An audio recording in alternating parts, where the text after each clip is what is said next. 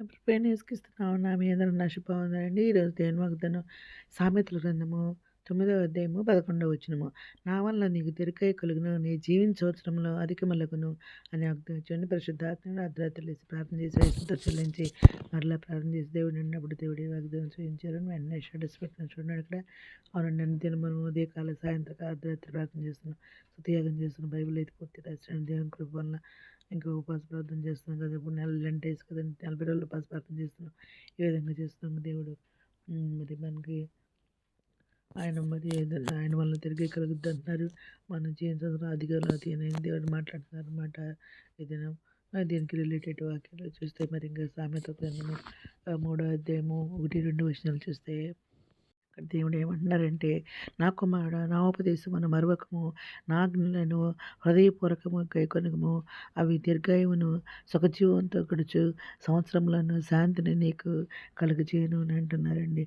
ఇంకా సామెత గ్రంథము 10వ అధ్యాయము 27వ వచనంలో దేవుడు ఏమంటున్నారంటే, యెహోవా యందు భయభక్తులు కలిగి ఉండుట దీర్ఘాయువునకు కారణము, భక్తిహీనుల ఆయుస్సు తక్కువైపోవును అని అంటున్నారండి. ఇంకా మరి సామెతల గ్రంథము 4వ అధ్యాయము 10వ వచనంలో దేవుడు ఏమంటున్నారంటే, నా కుమారుడా నీవు ఆలకించి నా మాటలు అంగీకరించినడలా నీవు దీర్ఘాయుష్మంతుడు వగుదువు అని చెప్పేసి దేవుడు మాట్లాడుతున్నారండి. ఇంకా ఎఫెసీయులకు రాసిన పత్రిక 6వ అధ్యాయంలో మరి 2, 3 వచనాల్లో దేవుడు ఏం మాట్లాడుతున్నారంటే, నీకు మేలు కలిగినట్లు నీ తండ్రిని తల్లిని సన్మానింపుము, అప్పుడు నువ్వు భూమి మీద దీర్ఘాయుష్మంతుడవగుదువు.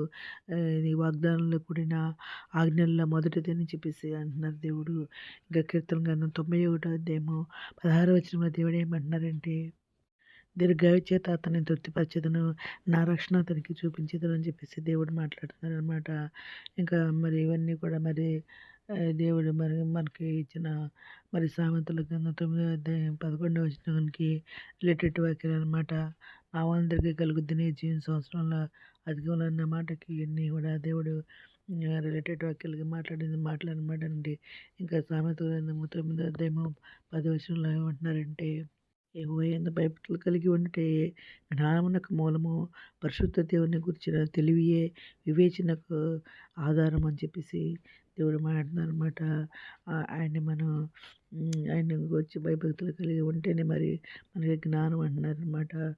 ఇంకా ఆయన యందు భయభక్తులు తెలివి ఉండటి తెలివికి వివేచన అని చెప్పేసి ఇదను దేవుడు మాట్లాడుతున్నారు. ఆయన వల్ల తిరగగలుగుతాని, ఆయన మనం జీవించ అధికంలోకి అని దీర్ఘాయువుగా తన రక్షణ చూపిస్తా అని చెప్పేసి ఈ దినం మాట్లాడతారండి. మనం ఇంత మంచి వాగ్దానం దేవునికి మరి ప్రతి దినము కూడా మన వాగ్దానం ఇస్తూ మనల్ని బలపరుస్తున్న దేవునికి కృతజ్ఞతలు చెల్లించుకుంటూ ఈరోజు వాగ్దానానికి ఇంకా మన ప్రార్థన చేసుకుందామండి. ఈరోజు మౌనంగా శాశ్వత మందిరకరమైన నామానికి ఎలా స్తుతిస్తున్నానండి. ఎందుకంటే ప్రపంచంలో ప్రతి ఒక్క బిడ్డని పేరు పేరున జ్ఞాపకం చేసుకోండి అయినా.